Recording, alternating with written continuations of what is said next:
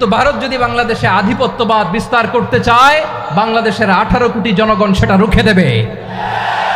ভারত যদি গৌর গোবিন্দের ভূমিকায় নামতে চায়, দেশের 18 কোটি মুসলমান শাহজালালের ভূমিকায় নামবে। বন্ধুত্ব ইজ ওয়েলকাম, দাদাগিরি নয়।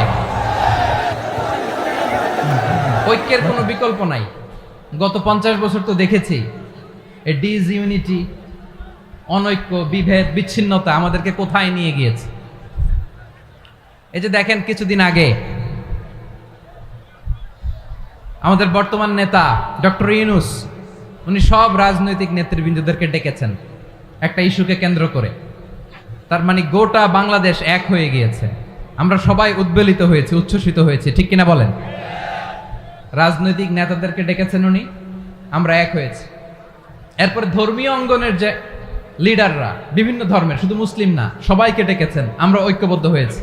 এটাকে বলে ন্যাশনাল ইউনিটি, জাতীয় ঐক্য। যে কোনো ধরনের কনস্পাইরেসি, ষড়যন্ত্র, আধিপত্যবাদ মোকাবেলায় জাতীয় ঐক্যের চেয়ে মোক্ষম হাতিয়ার আর নাই। আমাদের একটা প্রতিবেশী দেশ আছে, আমরা আমাদের দেশ নিয়ে যত ভাবি, তারা তার চেয়ে বেশি ভাবে।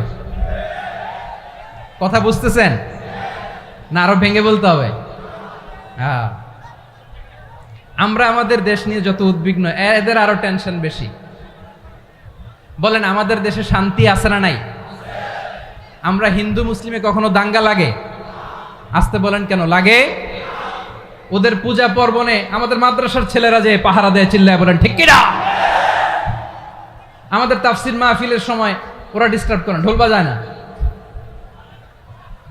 ওদের পূজা পার্বণের সময় আমাদের তাফসির মাহফিলের ডেট হলে আমরা চেঞ্জ করে দেই। সুবহানাল্লাহ, কি সাম্প্রদায়িক সম্প্রীতির রোল মডেল। আর ওই বাংলাদেশের ব্যাপারে তারা অনেক ডিসইনফরমেশন ছড়াচ্ছিল।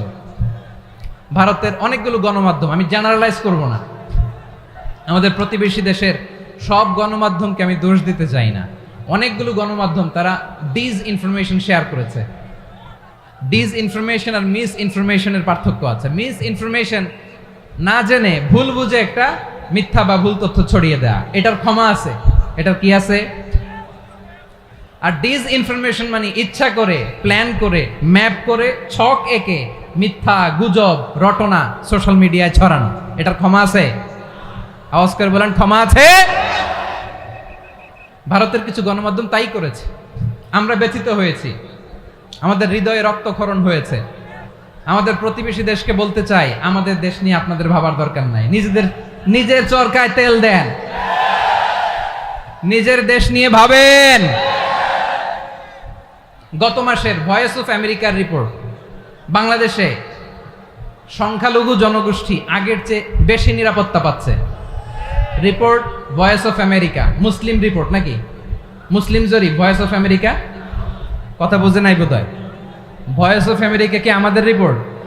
না, ভয়েস অফ আমেরিকার জরিপ, বাংলাদেশের সংখ্যালঘু জনগোষ্ঠী আগের চেয়ে ভালো নিরাপত্তা পাচ্ছে। শুধু এখানেই শেষ না, মাইক্রোসফটের একটা জরিপ শোনায় আপনাদেরকে। তারা সারা পৃথিবীতে গুজব, ভুয়া আর মিথ্যা নিউজ ছড়ানোতে কোন দেশ সেরা একটা রিপোর্ট করেছে। এর মধ্যে 1 নম্বরে এসেছে ভারতের নাম। মাইক্রোসফট তো মুসলমানরা চালায় না? কথা বোঝে নাই বোধহয়। প্রতিবেশী দেশকে বলবো, আপনারা নিজের চরকায় তেল দেন, আপনারাও শান্তিতে থাকেন, আমাদেরকেও শান্তিতে থাকতে দেন। সব চেঞ্জ করা যায়, প্রতিবেশী চেঞ্জ করা যায় না। আমাদের ল্যান্ড তাদের ল্যান্ড, পাশাপাশি। আমরা চাই তারাও সুখে থাক, আমরাও সুখে থাকি, ঠিক কিনা? কিন্তু প্রতিবেশী হলে বন্ধুত্বপূর্ণ আচরণ করতে হয়। প্রতিবেশী যদি বন্ধু না হয়ে প্রভু হতে চায়, এরকম দানব প্রতিবেশী কেউ চায় না। ভারত যদি বন্ধুত্ব উপহার দেয়, আমরাও বন্ধুত্ব দিব, কি বলেন? তারা যদি বন্ধু সুলভ আচরণ করে, আমরাও বন্ধুত্ব উপহার দেব। কারণ আমাদের পররাষ্ট্র নীতি হচ্ছে সবার সাথে বন্ধুত্ব, কারোর সাথে বৈরিতা নয়। আলহামদুলিল্লাহ বলেন, কত চমৎকার পলিসি আমাদের। আমরা নির্বিবাদী, আমরা বাংলাদেশিরা শান্তিকামী। We are proud of that. এজন্য আমরা গর্ববোধ করি। আমাদের পররাষ্ট্র নীতি সবার সাথে বন্ধুত্ব, কারোর সাথে শত্রুতা নয়।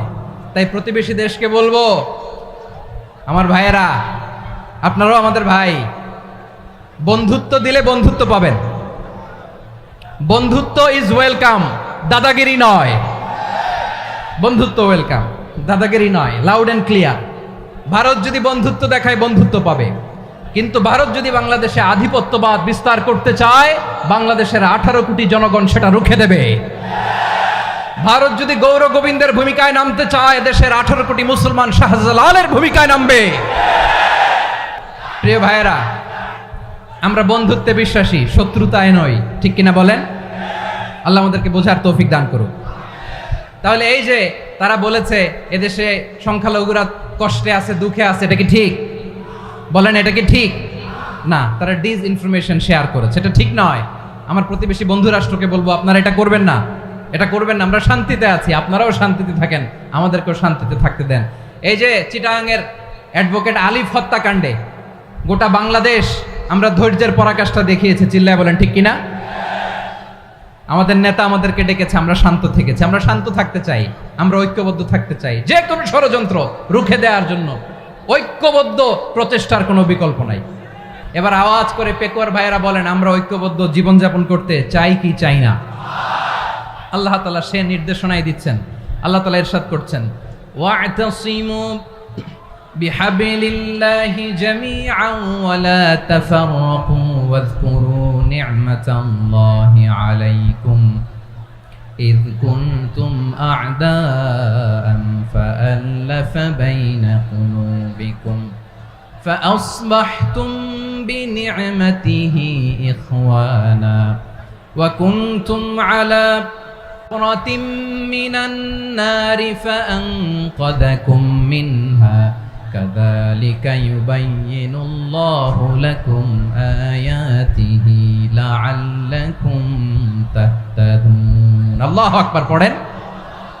আল্লাহ বললেন, ও গোলামেরা শোনো, ওয়াতাসিমু বিহাবিলিল্লাহি জামিআ, ও আমার গোলামেরা সবাই মিলে আল্লাহর রশিকে আঁকড়ে ধরো। আল্লাহর রশি হলো ইসলাম, আল্লাহর রশি হলো কোরআন। আল্লাহ বললেন, কোরআনকে আঁকড়ে ধরো, ইসলামকে আঁকড়ে ধরো। একা একা আঁকড়ে ধরলে চলবে না, জামিআ সবাই মিলে আঁকড়ে ধরো। এই আদেশটা আমাদের জন্য দান করেছেন কে? আল্লাহ তাআলার নির্দেশ, ওয়াতাসিমু বিহাবলিল্লাহি জামিআ, সবাই মিলে আল্লাহর রশিকে আঁকড়ে ধরো। হাবলুল্লাহ মানে আল্লাহর রশি। হাবলুল্লাহ মানে কি? রশি। এই হাবলুল্লাহ আল্লাহর রশি বা আল্লাহর রজ্জু দ্বারা উদ্দেশ্য হচ্ছে ইসলাম। আল্লাহর রশি দ্বারা উদ্দেশ্য কি?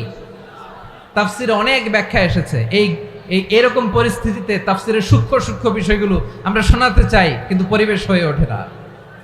আল্লাহর রজ্জু বা আল্লাহর রশি দ্বারা উদ্দেশ্য হচ্ছে ইসলাম। আল্লাহর রজ্জু বা আল্লাহর রশি দ্বারা উদ্দেশ্য হচ্ছে কোরআন। কারণ কোরআন আমাদেরকে ঐক্যবদ্ধ করে, ইসলাম আমাদেরকে ঐক্যবদ্ধ করে। চিল্লায় বলেন ঠিক কিনা? এজন্য আল্লাহ বললেন, তোমরা আমার রশিকে আঁকড়ে ধরো, বিচ্ছিন্ন হয়ে না। আমার দেয়া নেয়ামতগুলো স্মরণ করো। যখন তোমরা ছিলে শত্রু, তোমাদের মধ্যে হৃদয়ে আমি আল্লাহ ভালোবাসা ঢেলে দিলাম, ফলে তোমরা সবাই ভাই ভাই হয়ে গেলে। তোমরা সবাই ছিলে জাহান্নামের কিনারায়, জ্বলন্ত অগ্নিকাণ্ডের পাশে। আমি আল্লাহ দয়া করে ঈমানের বদৌলতে তোমাদেরকে আগুন থেকে ফেরালাম। আমি আল্লাহ দয়া করে তোমাদেরকে জান্নাতের পথ দেখিয়ে দিলাম। সুবহানাল্লাহ পড়েন। এমন পথ দেখালাম যেই পথ তোমাদেরকে জান্নাতে নিয়ে যাবে, পথের দিশা তোমরা পাবে। লাআল্লাকুম তাহতাদুন। প্রিয় ভাইরা, তাহলে আমাদের যে ঐক্যবদ্ধ থাকতে হবে, এই নির্দেশটা কার? নাকি মন মতো আমি বানায় বলতেছি? আওয়াজ করে বলুন, নির্দেশটা কার? আল্লাহ। তাহলে আমাদেরকে ঐক্যবদ্ধ জীবন যাপন করতে হবে। প্রিয় ভাইরা, ইসলাম আমাদেরকে ঐক্যবদ্ধ করে। ইসলাম আমাদেরকে কি করে? সংঘবদ্ধ করে, ঐক্যবদ্ধ করে। বিচ্ছিন্ন হওয়া যাবে না। বিরোধ, বিচ্ছিন্নতা, মতানৈক্য, এগুলো আমাদেরকে ধ্বংস করে, আমাদেরকে দুর্বল করে। আর আমাদের ঐক্যবদ্ধ প্রচেষ্টা আমাদেরকে বিজয়ের দিকে এক ধাপ এগিয়ে নেয়। চিল্লায় বলেন ঠিক কিনা? এজন্য আল্লাহ বললেন, ওয়াতাসিমু বিহাবলিল্লাহি জামিআ, তোমরা আল্লাহর রশিকে আঁকড়ে ধরো, তোমরা ঐক্যবদ্ধ জীবন যাপন করো, তোমরা বিচ্ছিন্ন হয়েও না। বিচ্ছিন্ন হইলে লস, ঐক্যবদ্ধ হলে সেখানে কল্যাণ আছে না নাই?